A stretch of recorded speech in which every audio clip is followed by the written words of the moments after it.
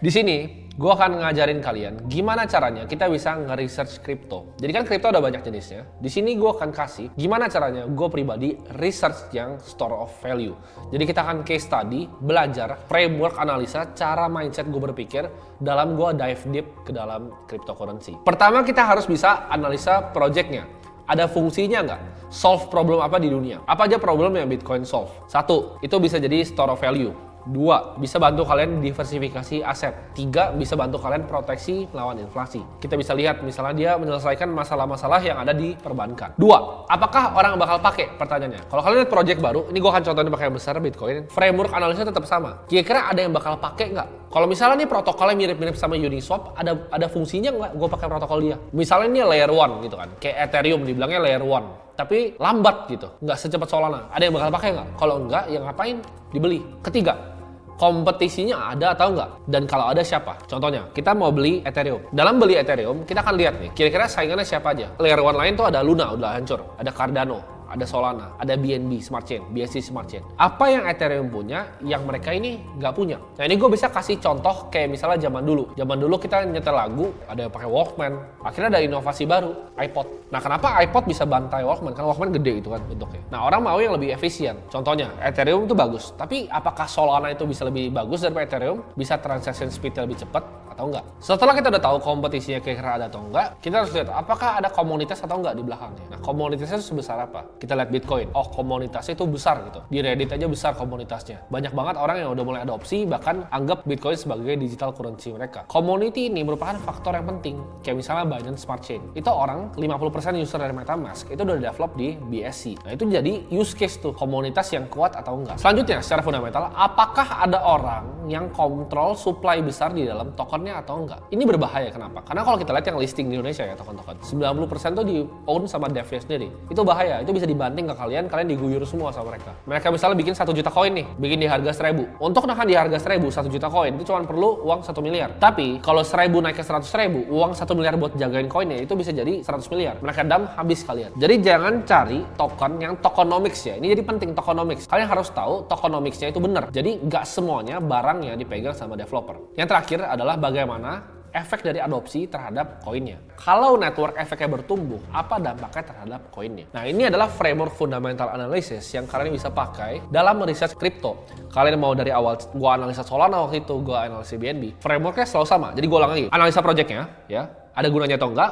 Apakah orang bakal pakai? Kompetisinya ada atau enggak? Apakah ada komunitas yang kuat di belakangnya? Ada yang kontrol nggak supply koinnya? Tokenomicsnya gimana? Dan yang terakhir, adopsinya efeknya apakah harga tokennya. Ya, jadi itu fundamental frameworknya yang kalian bisa catat. Kita akan bahas yang namanya siklus halving ya. Yang ini diprediksi akan terjadi pada April 2024. Apa itu sebenarnya halving? Ya, Bitcoin kan kita tahu cuma ada 21 juta dan 19 juta itu sebenarnya udah ditambang. Nah, halving ini terjadi ketika reward untuk menambang Bitcoin itu dipotong setengah. Makanya namanya halving. Half atau setengah. Dan ini terjadi siklusnya setiap 4 tahun sekali. Hal ini dilakukan di algoritma Bitcoin untuk melawan inflasi dan diciptakan Satoshi untuk maintain scarcity dari aset value Bitcoin itu sendiri. Nah, di sini kita lihat halving itu udah ada 2012, 2016, 2020 dan 2024. Ya, ini gua akan hitung ya, ini model gua return per halvingnya. 2012 ya, Bitcoin itu tinggi banget. 123.500% untungnya. Begitu 2016 itu turun ke 5.267. 2020 turun ke 1.356. Kenapa? Ya pasti aset semakin besar ya pasti diminishing returnnya. Nggak mungkin dia eksponensial terus ke atas. Nah 2024 pertanyaan nggak ada yang tahu. Tapi gimana caranya gue kalkulasi? Gue cuma lihat kira-kira dari halving 2016 ke 2020 itu hampir turun 3 kali ke bawah. Jadi gue estimasi konservatif itu 3 kali ke bawah yaitu 452%.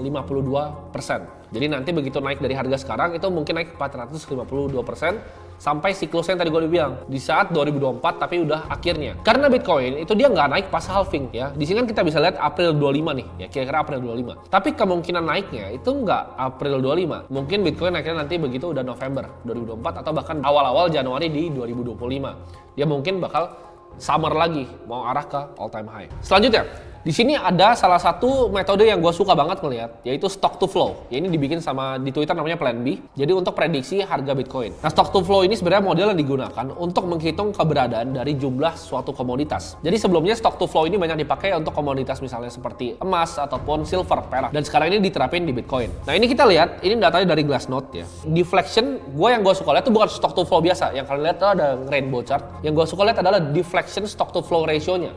Di sini gue lihat ya, deflection stock to flow-nya mencapai historis tertinggi di 0,15 dari harga prediksi Bitcoin yang mengindikasi apa? Mengindikasi bear market dan penilaian under value. Karena di sini ketakutan pasar selama 365 hari terakhir. Kita bisa lihat di sini, ini juga datanya dari Glassnode. Jadi selama setahun terakhir 213 billion of loss dari Bitcoin udah di-realize. Sedangkan bull run 2021, profit yang udah di take profit, udah di-realize sama para trader itu 455 billion US dollar. Nah, di situ ada namanya relative capital loss ya, 47% dari gain bull market. Gue bisa lihat ini. Jadi gue lihat relative capital loss-nya dari siklus sebelumnya. Ini mirip sama tahun waktu pas 2018. Gue mau kasih tahu kalian, cara gue pribadi itu analisa store of value dari sebuah koin ya. Jadi koin-koin yang store of value akan kayak gini cara gue analisanya. Dan ini menurut gue kenapa alasan Michael Saylor itu taruh 130.000 Bitcoin di treasuries-nya MicroStrategy. Kenapa Jack Dorsey itu bikin di Square ya balance sheet-nya pakai Bitcoin, dan kenapa Elon Musk pun Teslanya treasury-nya itu pakai Bitcoin. Ini model yang kalian nggak akan ketemu di tempat lain karena ini adalah hitung-hitungan gue, dan gue udah hitungin untuk kalian. Jadi kalian bisa lihat praktek langsung nih kita cara gue analisnya seperti apa. Nah, di sini kita lihat ya, Bitcoin udah ditambang. Kan Bitcoin total supply-nya itu 21 juta. Tapi itu kan dicapai di tahun 2100-an. Jadi sekarang itu yang masih ditambang 19.227.900 koin. Dari sini kita harus lihat nih berapa koin yang bisa kita dapetin. Di sini ya local price Satoshi itu ada sekitar 1 jutaan. Di sini gue juga hitung Bitcoin yang hilang tuh ada sekitar 4,1 jutaan. Nah, jadi real supply dari Bitcoin itu total mine-nya dikurang lockup Satoshi dikurang Bitcoin yang hilang. Di sini gue dapat angka di 13.900-an, ya hampir 14 juta koin. Dari 14 juta koin ini, kalau misalnya ini dipakai untuk currency global, kita harus lihat populasi dunia. Populasi dunia itu ada 7,8 miliar orang. Jadi tinggal dibagi aja dari kira-kira total Bitcoinnya sama orangnya berapa. Jadi di sini gue dapat Bitcoin per orangnya itu 0,001. Yaitu harga Bitcoin sekarang di 236.900. Untuk kalian punya kepemilikan Bitcoin di atas rata-rata dari semua orang di dunia, kalian cuma perlu beli Bitcoin sebesar Rp422.000. Jadi kalau kalian punya Bitcoin, kayak misalnya 500.000 gitu, Rp500.000, kalian itu udah di atas rata-rata kepemilikan Bitcoin orang-orang di dunia. Karena semuanya rebutan ke koin yang limited supply-nya. Karena yang 7,8 miliar orang ini, itu belum melek. Jadi lu cuma sekedar beli 500.000, itu udah di atas dari rata-rata. Oke, jadi ini adalah price prediction model gue. Cara gue analisa, gue forecasting. Kan kalau gue mau beli aset, gue harus cari fair value-nya berapa. Jadi kalau Bitcoin, itu gue cari fair value dengan cara seperti ini. Jadi gue tarik forecast analis ya, 50-60 analis. Kita lihat kayak Cathie Wood-nya ARK Invest, mereka kasih target kan. Bitcoin, bakal segini nih. Bitcoin bakal segini. Itu gue jadiin data agregat, baru gue tarik semuanya. Banyak yang bilang bahwa Bitcoin tahun 2030 itu bisa $1 juta. Tapi di sini gue akan pakai yang konservatif sesuai prediksi model gue. Di 2022, yaitu sekarang itu dari harga 16.932 di saat video ini di shot. Nah, 2023 menurut gue ini akan mulai bottom nih. Awal-awal Q1 di 14.410. 2024 ini mungkin akan rebound, tapi menurut gue belum terlalu tinggi. Masih angka 19.000 bahkan sampai 22.000 kalau gue ngeliatnya. Nah, 2025 kenapa gue dapat 85.880 ini? Ini dari harga 2024 gue kali dengan yang tadi. Dengan yang tadi gue bilang di awal bahwa biasa Bitcoin return per halving itu naik 451%. 2026 ini tinggal gue kaliin aja 91.580, dan target gue by 2030 Bitcoin tuh harganya $223.000. Nah, ini jadi yang 2027, 2028, 2009 ini gue kali 30% sampai gue kali 10% ya dari pertumbuhannya. Kenapa? Karena Bitcoin kita lihat itu bertumbuh sebenarnya 68% year on year sampai 2021. Jadi gue potong setengah dari 61%, gue cari ballparknya di angka 30-an%. 30-an% grow-nya year on year akan dapat sampai $223.467.000. Jadi itu mungkin angka-angkanya dekat-dekat ballpark di 3 miliar rupiah. Jadi koin itu sekarang 230 juta rupiah. Menurut gua 2030 itu akan jadi 3 miliar rupiah. Nextnya, di sini kan kalian udah tahu, oke, Bitcoin harga 2030 akan sekian. Karena kita kan investor yang jangka panjang. Kita lihat ini sebagai analisa store of value, fundamentalnya seperti apa. Nah, di sini gua akan hitungin gimana caranya kalian bisa pensiun dengan Bitcoin di tahun 2030. Nah, di sini untuk modelnya gue bikin ada 3 sebenarnya. Ada bear case, ada base case, sama bull case. Jadi yang base case yang tadi 223.000. Bear-nya itu gue minus 40%. Jadi itu margin of safety gue. Jadi margin of safety-nya gue sisain 40% yaitu 134.000. Sedangkan bull case-nya itu gue tambah 25% di 279.000. Baru gue tarik rata-rata average di 212.000. Jadi kira-kira Bitcoin tuh ada harga dolar ke rupiah sekarang itu mungkin di 3,3 miliar harga per Bitcoin. Nah jadi gue hitung di sini dengan satu Bitcoin 3,3 miliar. Ini gue nggak usah hitung inflasi ya, tapi gue anggap ini uang yang cukup untuk sebagian besar orang untuk pensiun. Kalau kita WD tahunan 4%, ya, di 132 juta rupiah, kita akan dapat passive income per satu bulan per satu BTC-nya di tahun 2030 itu 11 juta rupiah. Jadi artinya apa? Itu kan satu BTC. Kalau kalian beli satu Bitcoin sekarang, kalian bisa pensiun tahun 2030. Satu doang. Jadi lu beli sekarang keluarin uang 230 juta, sekarang lu bisa pensiun nanti tanpa ngurangin capital 3,3 miliar lu.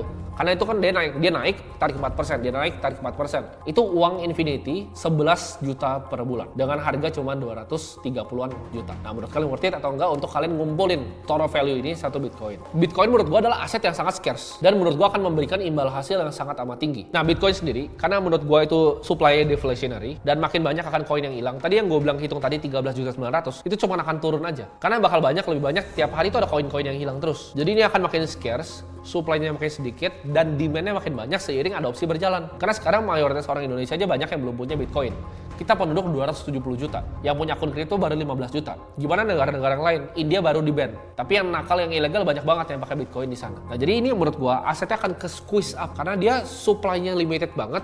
Sedangkan orang banyak. Dan tadi price prediction model gue itu bisa salah bisa benar. Tapi base case gue di sekitar 3,3 miliar rupiah per koin. Menurut gue mau benar atau salah, risk and rewardnya itu worth it untuk kalian ngumpulin sekarang satu Bitcoin senilai 230-an juta. Jadi Bitcoin menurut gue akan ngasih keuntungan ke kalian yang sabar untuk menunggu. Jadi itu cara gue analisa secara fundamental. Ini bisa diterapin di berbagai macam koin. Tapi ini cara gue analisa koin-koin yang punya store of value.